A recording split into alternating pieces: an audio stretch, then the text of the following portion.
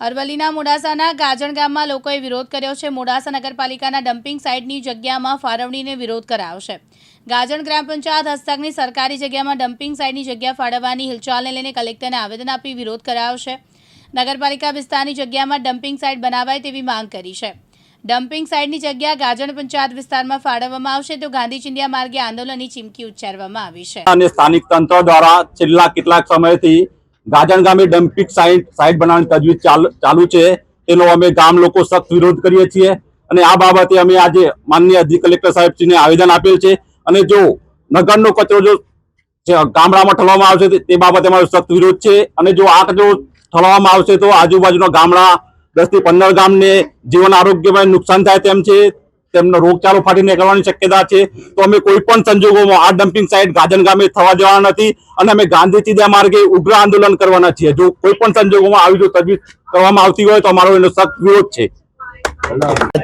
અમને જાણ મળી છે ત્યારથી આ તંત્રને જાણ કરતા આવ્યા છીએ અને અત્યારે હાલ અમે ગામના તમામ નાગરિકો સાથે આવેદનપત્ર આપ્યું છે। અહીંયા જો કચરો ડમ્પિંગ સાઇટ નાખવામાં આવે તો ગામને, પર્યાવરણને, ખેતીને, પશુપાલનને અને પીવાના પાણીને તમામને તકલીફ થાય એમ છે। તો આ તંત્ર અને સરકારશ્રીને મીડિયાના માધ્યમથી અમે જણાવવા માંગીએ છીએ કે ગાજણ ગામની અંદર કોઈ બી અને ગાજણ ગામ સિવાય પણ આજુબાજુના ગામડામાં ડમ્પિંગ સાઇટ નાખવામાં આવશે તો અમારો સખ્ત વિરોધ છે અને જો જબરજસ્તી નાખવામાં આવશે તો અમે ગાંધી ચિંધ્યા માર્ગે જશું અને એમ છતાંય જો તંત્ર અને સરકાર અમારી ધ્યાન વાતે ના લે તો અમે ઉગ્ર આંદોલન કરશું। છેલ્લા અમે મરણીય પ્રયાસ કરશું પણ ડમ્પિંગ સાઇટ અમે નાખવા દઈશું નહીં। બીજા નંબરમાં કે નગરપાલિકામાં અત્યારે હાલ જે બાજકોટ છે, સબલપુર છે, સાયરા છે, ખલીકપુર છે, ત્યાં સરકારી સર્વે નંબર આવેલા છે, ત્યાં સરકારી જમીન આવેલી છે તો નગરપાલિકાના હેડે આવે છે તો નગરપાલિકા ત્યાં કચરો કેમ નથી નાખતી? એમને શું તકલીફ છે?